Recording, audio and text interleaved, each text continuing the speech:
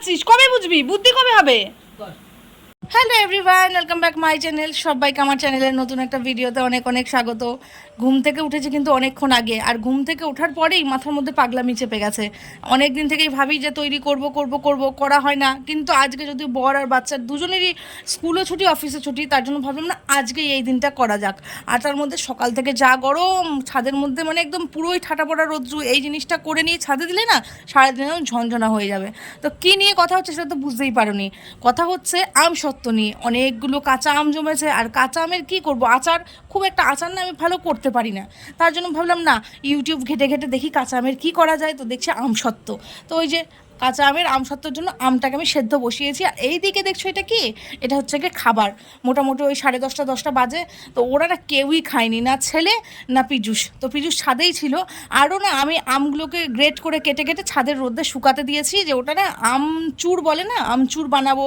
তারপর জিরা শুকোতে দিয়েছি, সর্ষে শুকোতে দিয়েছি, ধুয়ে ধুয়ে সব কিছু ওপরে দেওয়া রয়েছে। আর পীযূষকে বলেছি তুমি কিন্তু মাঝে মাঝে ছাদে গিয়ে দেখে আসবে, কেননা কাক টাকগুলো ঠোকায়। তো বাপ বেটা দুজনকে বললাম তোমরা ওই যে খই, দুধ আর হচ্ছে গিয়ে চিরা, এগুলো নিয়ে খেয়ে নাও, সকালের ব্রেকফাস্টটা কমপ্লিট করো, কেননা অনেকটাই বেলা হয়ে যাচ্ছে, এখনও পর্যন্ত দুজনের কেউ কিচ্ছু খায়নি। আর আজকে যদিও বুদ্ধ পূর্ণিমা, আমি ভাবছি আমি কিচ্ছু খাবো না, কেননা বৃহস্পতিবার এমনিতেও, তার উপর পূর্ণিমা পুজোটা দিয়ে খেলেই ভালো হয়। ঘরের বউদের কী করণীয়, এই জন্য পুজো পার্বণ তো করা উচিত। আমি যদিও করতে পারি না, কিন্তু পূর্ণিমার দিন একটু করে নিই। আর এইদিকে ছেলের খাবারটা নিয়ে বসে রয়েছে, ছেলে এইগুলো দেখে একদম খাবে না।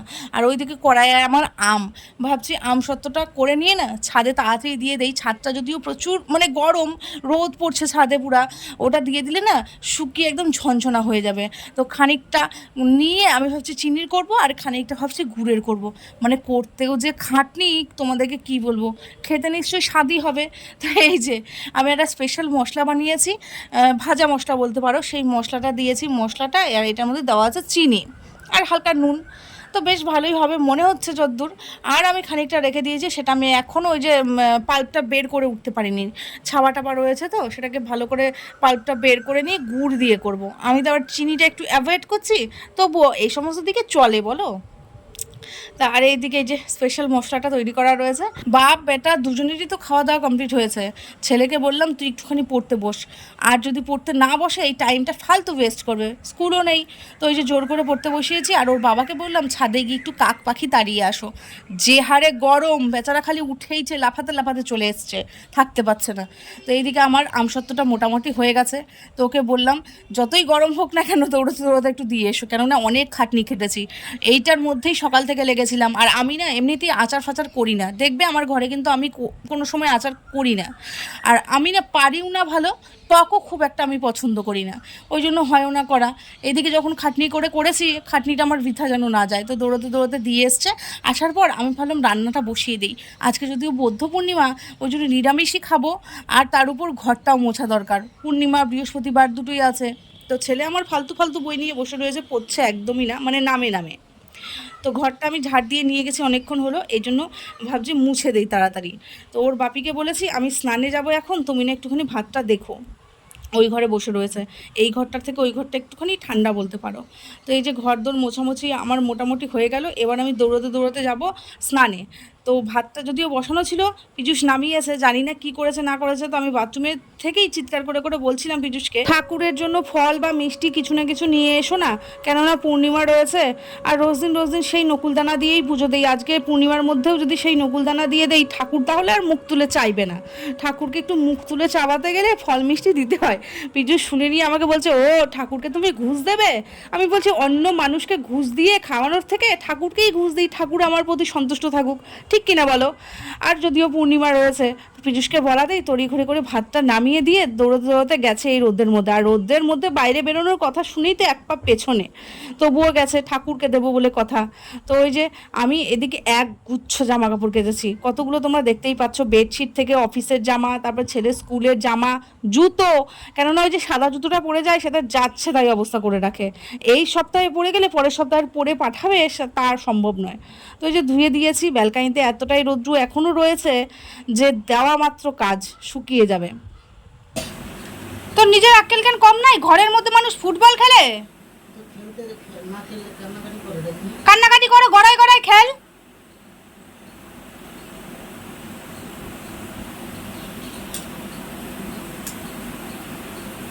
ভাঙে দিয়ে কি করলো? জোরে লাথি মারতে ভাঙে না।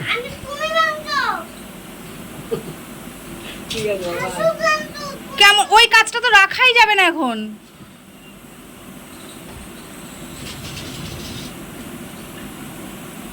জামা কাপড়গুলো ঝাড়ে ঝাড়ে সব বের করতে হবে।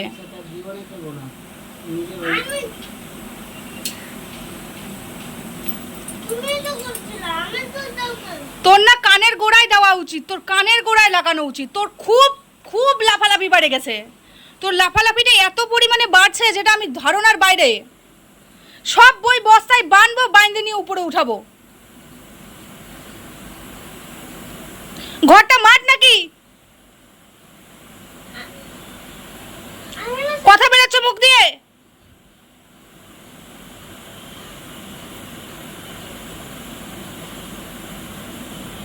কাজটা যে ভাঙলো, কাজ ভাঙা ভালো। আমি ভাঙছি রে জানোয়ার, আমি ভাঙছি ওটা। তুই ভাঙিসনি, তোর বাবা ভাঙেনি, আমি ভাঙছি।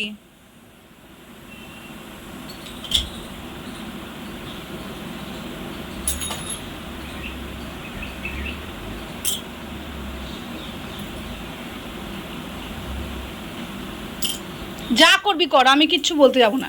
আমি কিছু বলবোও না, আমি কিছু করবোও না, হাতও দিব না।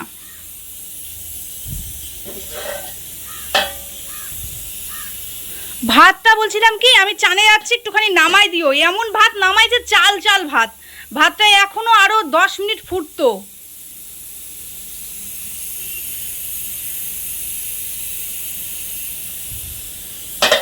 ওর সব ব্যাপারে তাড়াহুড়া থাকে।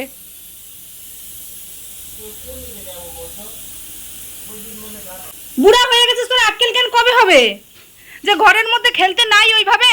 ও নাই বোঝে না, তুইও বুঝিস না, না বুঝ। বুড়া তো হয়ে যাচ্ছিস, কবে বুঝবি? বুদ্ধি কবে হবে?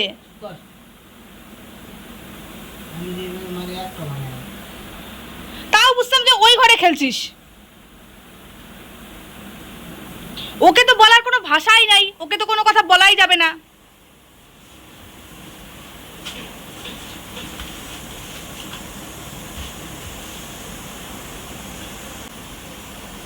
আমি এক থেকে 10 গুনবো, একটা বই যদি বিছানার মধ্যে পাই কোনো আস্ত থাকবে না। তাহলেই বোঝো আমি কেন এত চিৎকার করি। আমার চিৎকার করার কারণটা কি? এদের মতন মানুষ যদি ঘরের মধ্যে থাকে, মাথা কি ঠিক থাকে বলো? আমি দুদিনে পাগল হয়ে যাব। যে শোকেসটা দেখছো কাঁচটা ভেঙেছে, সেই শোকেসটা এমনিতেই ভালো না, 3rd ক্লাস। তারপরে সেই শোকেসটার মধ্যে আমি কাপড় চোপড়গুলো রাখতে পাচ্ছি, রাখি, সেই শোকেসটাও থাকবে না এদের যন্ত্রণায়। অনেক বকাবকি করলাম, করে নিয়ে ভাবলাম না অত বকাবকি করা ঠিক নয়, খাওয়া দাওয়াটা করে ফেল। তো যে কাঁঠাল দিয়ে ডাল করেছি, আর এদিকে মিষ্টি কুমড়ো পুঁই শাক দিয়ে একটা সবজি করেছিলাম, নর্মাল 5 তরকারি বলতে পারো। তো আমার ছেলেকে শঙ্কু আবার পনিরের তরকারি দিয়ে গেছে, পনির আবার ভীষণ ফেভারিট। করলা ভাজা, পাঁপড় ভাজা, এই তো দুপুরের আমাদের লাঞ্চ। তো পীযূষেরও খুব জোর খিদা পেয়েছে, আর আমি তো সকাল থেকে খাইনি, বুঝতেই পারছো। ওই জন্য আমি এখন একদম দুপুরে খাওয়াটা কমপ্লিট করে নিয়ে একটুখানি রেস্ট করলাম 3 জনে মিলে। করার পর ছেলে টিউশন ছিল, টিউশনে গেছিলো, আমি আবার ইভিনিংয়ে হাঁটতে গেছিলাম।